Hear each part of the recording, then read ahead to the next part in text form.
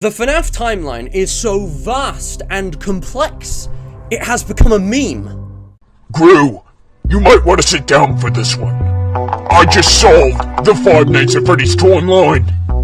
You can twist it however you want, but factually, there is no singular timeline covering all of the FNaF universe.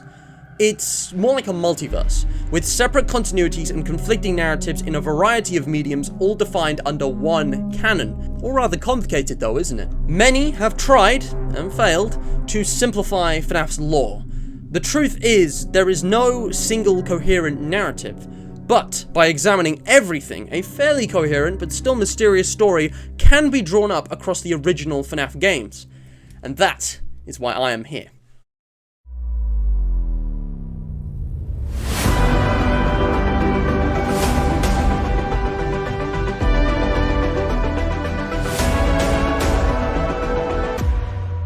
Greetings, and welcome to Continuity Error. My name is Matt, and you are watching Track and Trace, the series where I explore the original FNaF games chronicles from a single perspective, character by character, one episode at a time.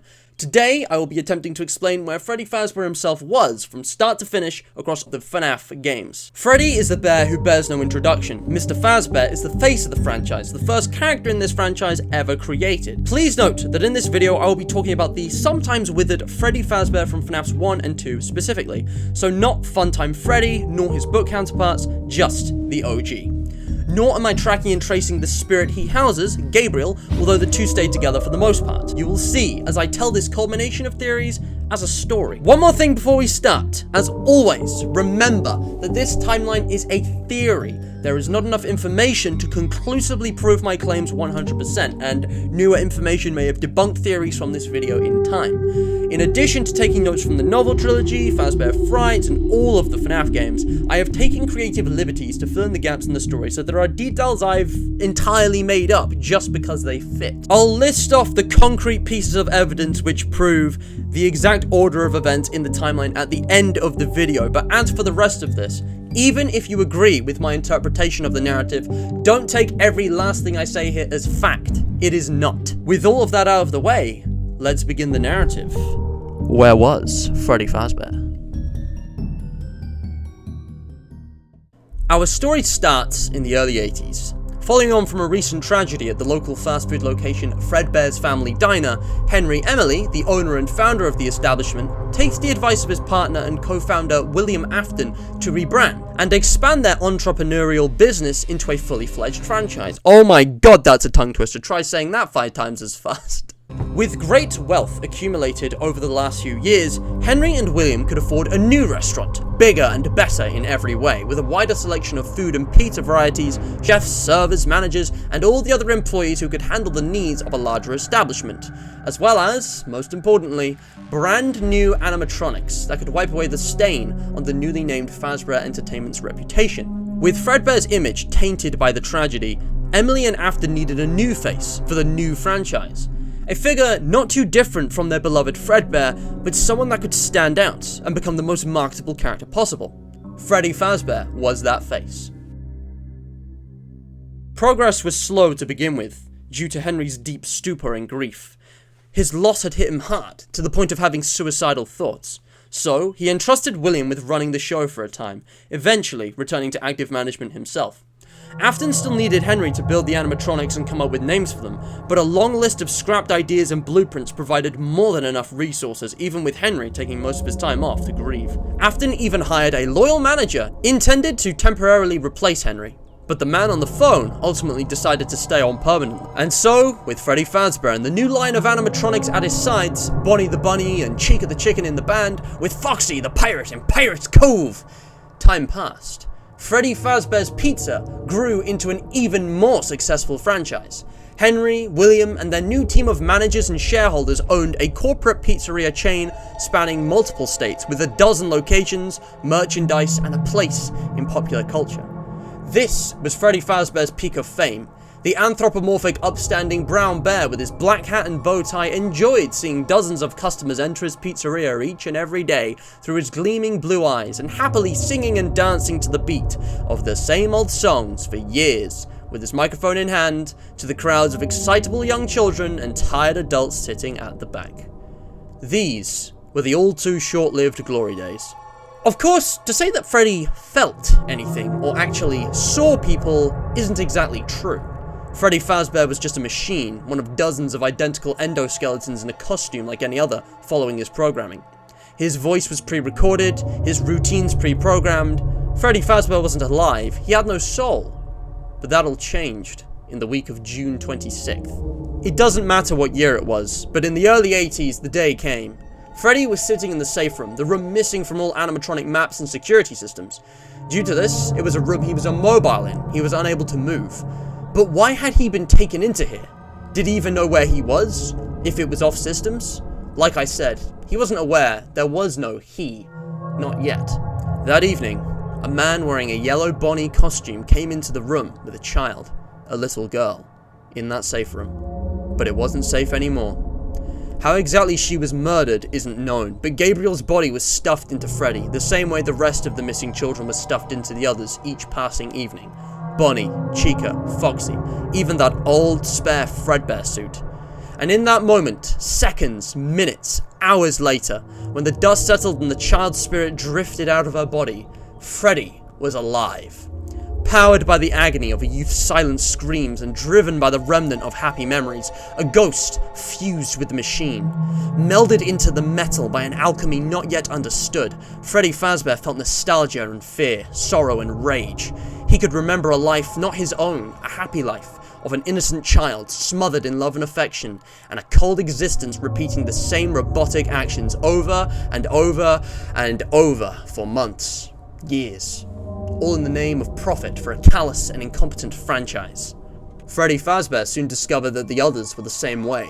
Born in the night on a full moon and bleeding mucus by the morning, the infant animatronic didn't know much, but he could feel the restlessness of the spirit housed within him, and all of the spirits gathered in his restaurant by the end of that week. He knew one thing, and one thing only: revenge.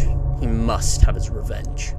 Was this Gabriel, half asleep with a foggy memory, awkwardly adjusting to a new form and new life? Was this just a memory of Gabriel, fused with Freddy, the conscious spirit lost along the way? Was Gabriel a blissfully ignorant soul trapped in the flip side of reality, while her dying primal emotions powered a new consciousness in the animatronic, creating a new soul that was Freddy Fazbear himself? Books and games alike don't provide a single clear answer to this question, and multiple interpretations may or may not contradict one another.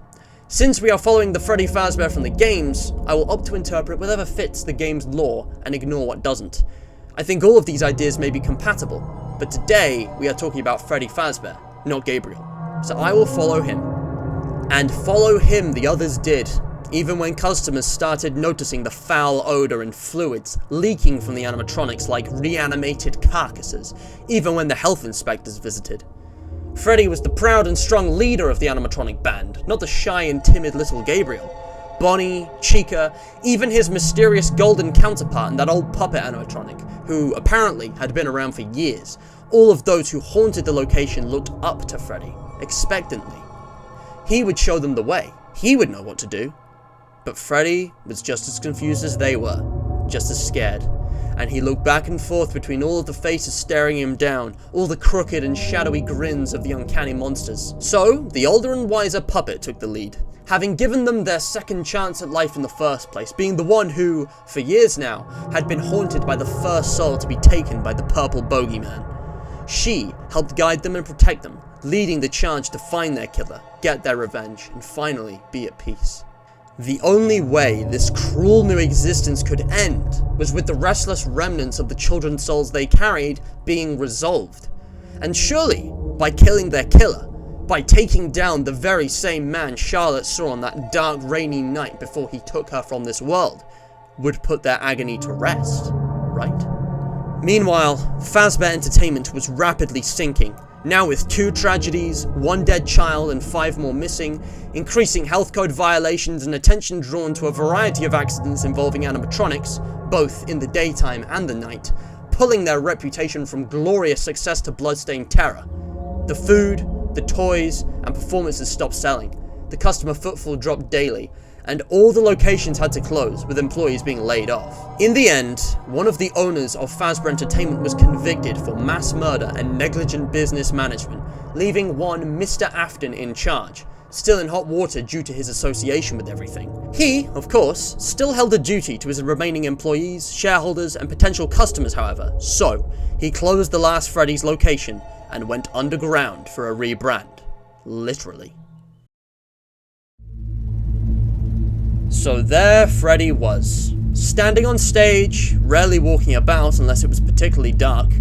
His pizzeria in abandoned decay, not demolished, but left to rot. The others wandered aimlessly in the dark, but Freddy mostly just stood still. He felt uncertain, vulnerable. Only when it was very dark did he feel a strange comfort in not being seen, in not having more expectations thrust upon him, in not being forced into the spotlight yet again. That's when he moved the most freely. And it wasn't like he had much to say or do with the others, even before their attempts to communicate and talk to one another. Bonnie and Chica usually ignored him as time went on, and sighting Foxy was a rare occasion. They had attacked a few night guards over time, but none of them were the man they were looking for. Reflecting on his own situation, Freddy had little to do but eventually trudged through his memories. He could remember thoughts and feelings from both before and after Gabriel possessed him, recalling events and feelings from before he was haunted, even though he had no soul, no consciousness, no ability to feel back then. Every show, every repair, every photograph. But here in the present, he felt immense grief. Surely Mr. Afton had to come back, right? He owned this place, maybe he left something behind. Had to follow up on the horrific murders he committed. If he didn't come back, then Freddy would find a way out. He would find a way. Perhaps the map system could be uninstalled, or he could be pushed in such a way that he could be forced out.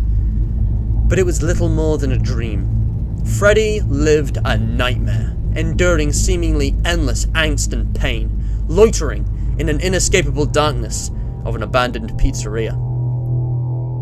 Sometimes, Freddy could remember being somewhere else, somewhere smaller and much, much darker. Maybe this was his imagination, driven to insanity by a situation, imagining hiding away in some sort of cubbyhole. He could sense another presence in the room, however, something small, scurrying to and fro, something just outside of this box, something he felt an urge to catch, like a target.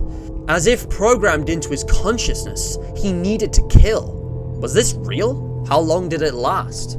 How many times was he compelled to hunt this thing, this small creature in this old creaky room? Freddy didn't know much, but he knew that he had an objective, and the others were all here too, all with the same objective. Sure, that golden bear was probably hidden away somewhere, but all of them were here, except for Puppet. Had she been left behind at the old Freddy's? Why was he here again? Or maybe none of it was real. Maybe it wasn't Freddy's dream. Maybe Freddy Fazbear was never taken from Freddy's, taken to the sister location. Maybe he never saw the Afton Robotics bunker for himself along the way, nor the scooping room with the machine that his melted parts and syringe-injected remnant was put inside. Maybe he felt his soul split into another distant body, another metal Freddy that was both him and not him. Or maybe he didn't see for himself deep underground, Gabriel's killer, cold and calculated, taking the suffering of the dead for his sinister experiments. Maybe he didn't see the private room, or the house in the forest that would become his new home for a while.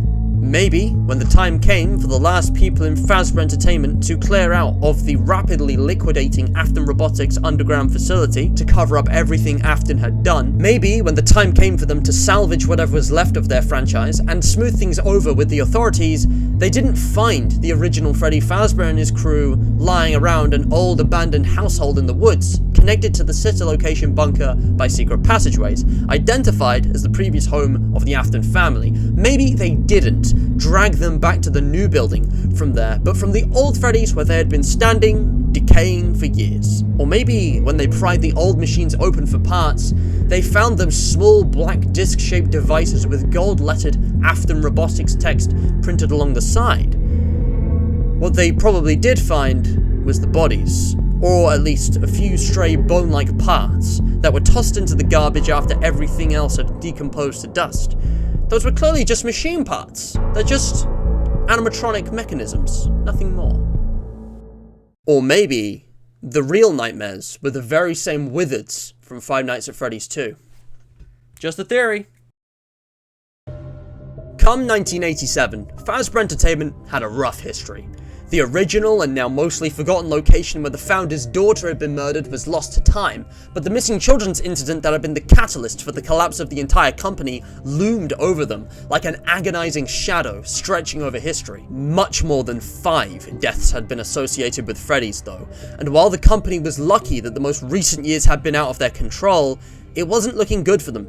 The original co-founder William Afton had taken charge of the franchise and the legal rights to the IPs for his own sister location project for several years now, which had ended up with half a dozen very expensive animatronics going missing, and a number of both adults and children either missing or dead, and further stains to Fazbear Entertainment's already poor reputation. So, with the remaining wealth amassed from the company's history and new leadership in place, since Afton had vanished, last heard of floundering in debt and legal woes when the sister location was shut down, the new CEO of Fazbear Entertainment and his team decided to open a brand new Freddy's, a super safe and kid-friendly grand reopening and rebrand. While they did go back to the old Freddy's for the animatronics, attractions, etc., they spent a small fortune on a bigger and better new building brand new high-tech toy animatronics, nicknamed for their plastic and petite appearances, and everything else needed to run a successful Freddy's. The Withereds, as they would now be known, were kept in parts and service for spare parts after a failed attempt at retrofitting the older model. Freddy was one of the least damaged animatronics over time.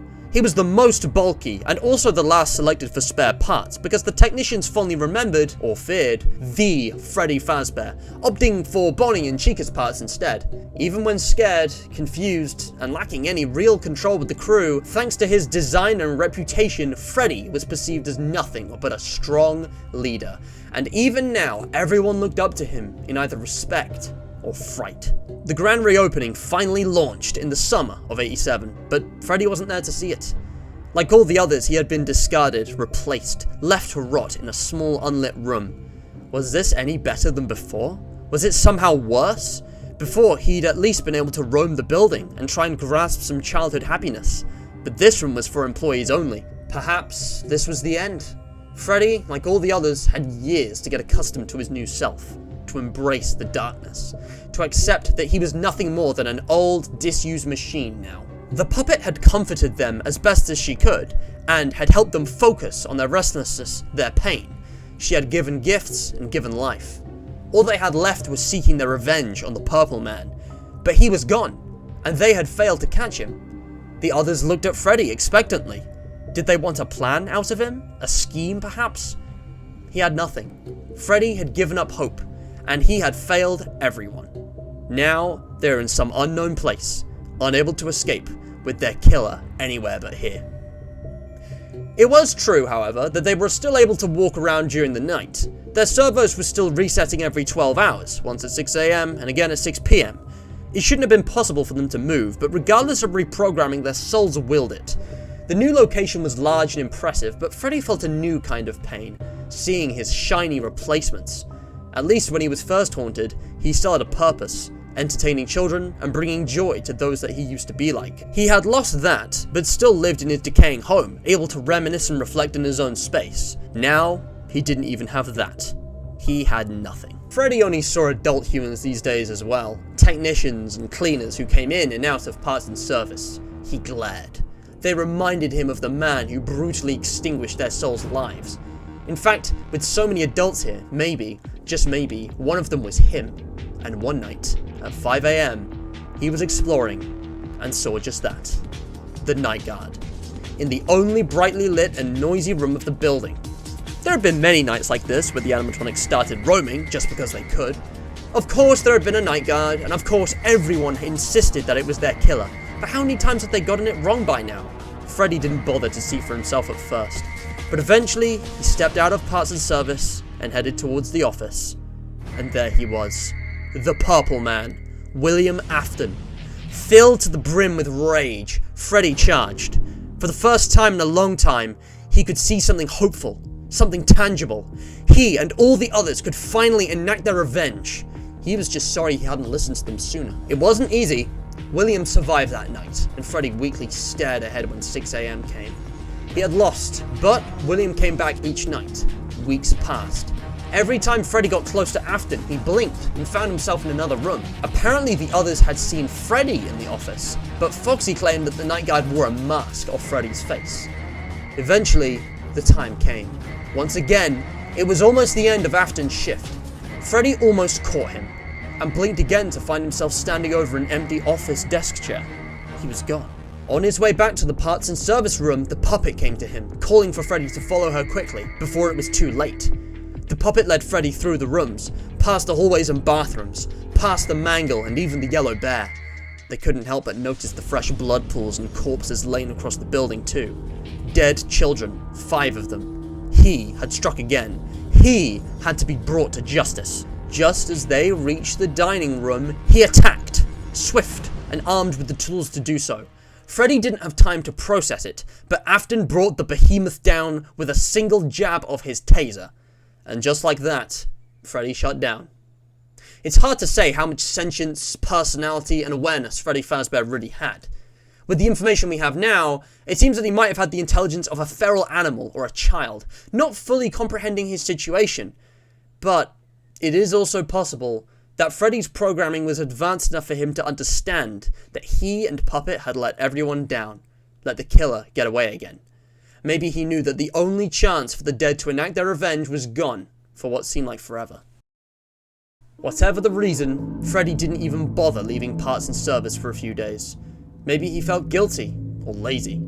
When he eventually did, on the 3rd night of Jeremy Fitzgerald's shift, he would have been the last to see that history was repeating itself. The new animatronics were haunted too, brought to life by the puppet as well, hell-bent on vengeance just the same as he was. And just like before, it all came crashing down very, very suddenly.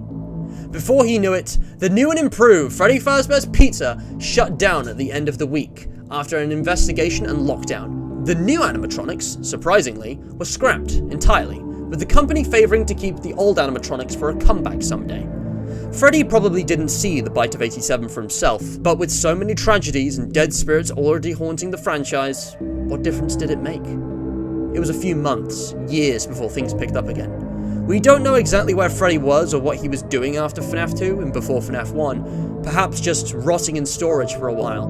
But by 1993, he and the gang had returned to a refurbished and revived Freddy's, the very same place he had originated from, the very same building where Gabriel and the others had been murdered, the very same one where, again, they were left to rot, this time for the last time.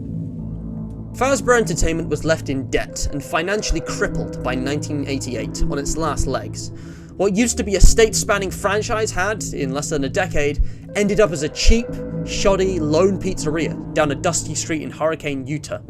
With what little money and resources they had left, the few people still running the company returned to the first Freddy Fazbear's Pizza, remaking the animatronics to be as safe and kid-friendly as possible, hiring the lowest paid staff legally feasible, reusing and recycling anything they could to keep the animatronics functional and the food edible. The CEO and his now very small team cut the most corners possible just to stay in business. Freddy and the others were back where they started, in a dirtier and dingier version of their home where they were born. Now, they could actually perform again, although the place was a weak echo of its former self. They entertained children in the day, now fully repaired, but were still stuck, trapped. Was it better than before? Either way, their lives had really begun to take shape as cyclical ones. How long before they inevitably ended up rotting in a small room again? Months, years went by. They hunted each and every night guard at night, bloodthirsty and desperate. At this point, Freddy felt that it was in his second nature to hunt. Was he, like all of the others, still hoping it was their killer? Did they all just need to fulfill their violent desires? Either way, Freddy embraced the darkness. This was who he was now, so be it.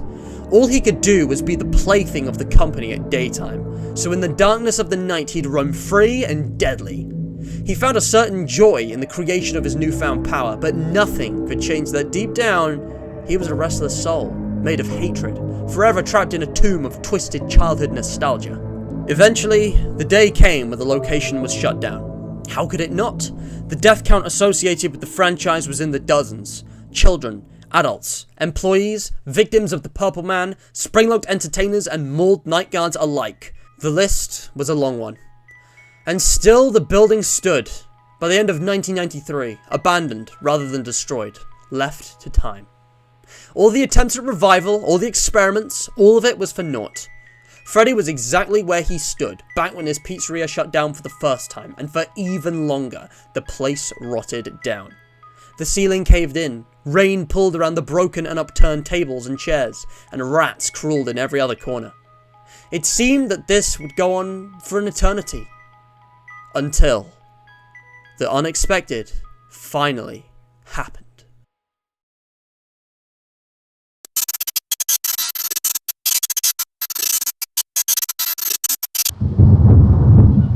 One day, Freddy heard a voice calling out to him. "Follow me," it said. Why did he feel like he'd heard this before? Over in the corner was a shadow, a bear-shaped shadow. But the shadow was three-dimensional, a living shadow that walked away as soon as Freddy got a glance at it. Was that some kind of ghost? Another animatronic? Someone wearing a costume?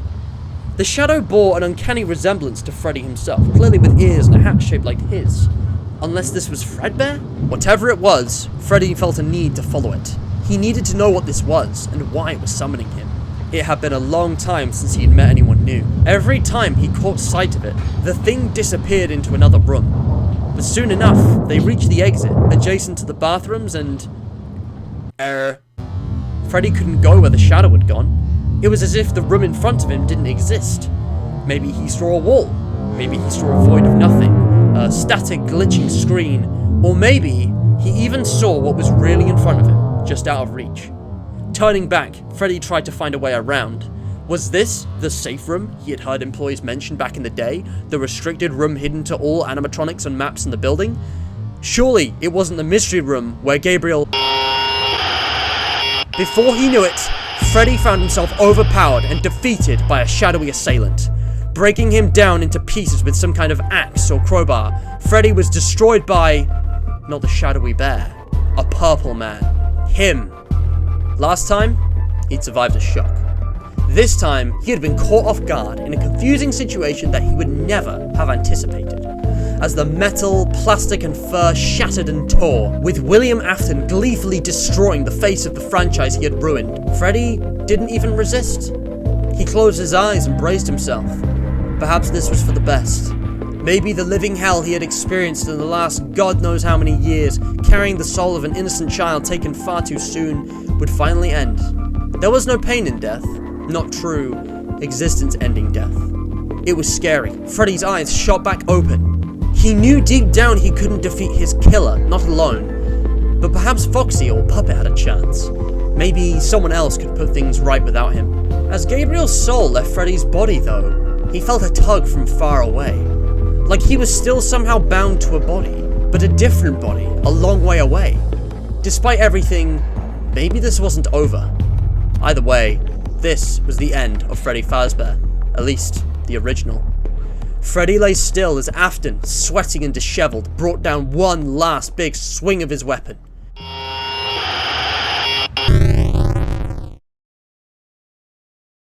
He stopped, breathed, stood, and after a moment of staring down at his handiwork, laughed and backed away as everything faded to blackness for Freddy. Then, it was as if Gabriel was never there. The great Freddy Fazbear, host to a shy and timid little soul, was now nothing more than a pile of junk. And so concludes today's video. I hope you all enjoyed watching this as much as I enjoyed making it. I actually learned a lot doing this and realized just how much potential there is for Freddy as a character that's never been fulfilled, not even in Fazbear Frights. Has anyone else noticed how after FNaF 2, Freddy himself just got kind of sidelined for the Afton family and Springtrap? It's a bit of a shame really, because Freddy is the OG and he should have had much more of a presence as an individual in the franchise, but like Bonnie, Chica and Foxy, he's just one of the missing children and one of the animatronics. It's kind of sad really. I'm hoping this theory, headcanon, fanfiction, it's technically fanfiction if you really look at it, but it's based on what I think actually happened in the lore. I hope this fanfiction remedied that to some extent. I'm also only realizing now just how many times Freddy himself alone has encountered Afton, and how the two actually do have their own recurring conflict, Freddy versus Purple Guy. and how each and every time, because of his own lack of confidence or decisiveness, Freddy was defeated by the purple guy. Just like another character. That is, until that character finally faced the truth and rose to challenge Afton and his monsters. But that is a story for another day. So, with that out of the way, I just want to talk pure, cold, hard facts for a minute, because I wanted to, like, write this into a story, a kind of like fan fiction-y style, but it is supposed to be what I think happened in canon, and I know, obviously, it will not be 100%, people disagree. So, just to be clear, the way I came to this, starting from the end of the story and working back, because that's the best way to work out FNAF lore. We see Freddy destroyed by Purple Guy in the FNAF 3 minigames, obviously, outside the safe room, in the decaying FNAF 1 location, which, judging by the map and how things were left at the end of FNAF 1, we know is after FNAF 1, so you got FNAF 3 minigames, before that is FNAF 1. Before that, you know, all the stuff with Mike and whatever, you've got FNAF 2, obviously, which is referenced in FNAF 1, like, you know, the Bite of 87 is this historic event, and at this point, FNAF 1's basically confirmed to be in 1993 because of Matt Pat's theory, and I think Scott actually just going along with it, if not having it planned, because there's like a scrapped Faz fax from AR, which confirms it's 1993. In addition to that, you've got the minigames, so as with all minigames, Save Them, where Freddy follows the puppet and on a very rare occasion can run into Purple Guy, which is what I think actually happened, otherwise why does the secret exist, happened in the past relative to the game it was in. So minigames always in the past. You've got, you know, the Bite of 87, Jeremy's shift. Before that, you've got Save Them and all the, you know, weeks where it was setting up, and Afton was like the first, you know, night guard, because Jeremy's number 2, Fritz is number 3. Jeremy's dream sequences are a bit of an odd one, because it, you know, looks like it's happening in the future to when he's having those dreams in 1987. Looks like it's in FNAF 1, 1993 or whatever. But despite the modeling consistency, it really does feel like this is Freddy experiencing the early days of his life, you know, meeting the puppet and all these other characters for the first time. I'm wondering if perhaps the FNAF 1 assets were used by Scott simply to avoid spoiling that FNAF 2 was actually a prequel, and to keep framing it as like a sequel, as a, oh yeah, FNAF 1 in the past. Or maybe when the animatronics were retrofitted, or attempted to be retrofitted, as Phone Guy mentions in FNAF 2, that's actually the change in the models, and the original FNAF 1 look in FNAF 1 is actually what they looked like before FNAF 2, and the Withered costumes were retrofits that were made for 87, but I don't really buy that, because A, the Unwithereds are awesome, and B, the Withereds look more authentically early 80s than the FNAF 1 characters. The FNAF 1s look like a blend of the Withereds and the toys, so I'm not really sure exactly what's going on with that, but it's probably not important. Regardless, all of that is like pretty obvious and agreed on. Whether or not you believe FNAF 4 and sister locations contested places in the timeline pre-FNAF 2, as I do, it doesn't really matter, because even if you just took out all the stuff about, like, the originals being taken to the bunker and actually being the nightmares and that kind of thing, the story doesn't change, you know. You can take that out and just skip over, and it, like, you know, it still works. None of that really matters, because all of the basic assumptions, like Freddy Fazbear's existing to be a rebrand of Fredbear's, because Fredbear's was stained by the tragedy of Charlotte Emily, so, you know, they rebranded to try and cover that up. You know, those assumptions can be made. You know, Freddy's origin is based on the novels and the phone calls throughout the early games, and, you know, Silver Eyes. We know that there was an original Freddy's before FNAF 2 with the Unwithereds. We know that's where the MCI occurred. We know, you know, 1985, 1983. If you ignore FNAF 4 like I do, since it convolutes everything without actually affecting much plot-wise or character-wise, it doesn't matter what year it happened in. This is mostly derived from Matt Pat's basic FNAF 3 timeline, so I hope you'll agree. And for those of you who are interested, personally, Phone Guy says in FNAF 1 that it's been 20 years, roughly, that the animatronics have been singing those same songs, and people have been saying that this evidence is just for some reason overridden by a coin in FNAF VR saying 1983. Well, even if we assume that's, you know, trying to tell us something, you could say that Freddy's started in 1983 and that Fredbear's goes back to the early 70s. Although honestly, given the sheer number of things that happened between the start of Freddy's and FNAF 2, I'm really inclined to say that Freddy Fazbear's Pizza didn't start any later than 1980. There's just so many things that happened. And those FNAF 4 minigames, there is a character who references the MCI and stuff, so it's like, there's a lot of implications that the FNAF 4 minigames and Nights are both happening after the MCI, after the original Freddy's, even though Fredbear's is there, which is weird, because that, like, kind of contradicts the whole, well, Freddy's created to rebrand Fredbear's, so they just bring Fredbear's back while Freddy's was open. Did Fredbear's not actually entirely shut down in the first place? You know, did it take the Bite of 83 and Charlotte's murder to take it down? It doesn't really make any sense. it's kind of all over the place, so I just kind of ignore it, because FNAF 4 doesn't really provide lore of value. It just kind of contradicts things. But, like, if you ignore it, the story basically doesn't change, and it's like, you know, you're not really missing out much character-wise, other than, I guess, Michael and his brother, Golden Freddy. Let's just forget all of that, though, because it's all too convoluted for this video. If you guys want to continue the discussion, maybe debate and contest some of my ideas in the comments, you're more than welcome to. Of course, if you agree, that's just as good. Thank you all so much for watching. If you have enjoyed, like this video, I will do another one of these sooner or later, and if we hit 10 likes, I'll even make sure the next one is a request from the comments down below. So tell me who you want to see tracked and traced. Maybe you'd like to see Circus Baby's timeline traced, or Mangle's hidden journey tracked. Second of all, please share. Sharing this with your friends, family, and other FNAFers would also be greatly appreciated. It helps me out a ton, and it takes hardly any time or effort on your part, so thank you. Lastly, but not leastly, subscribe and speculate. What happened to Freddy Fazbear's inanimate parts after they were no longer haunted by Gabriel?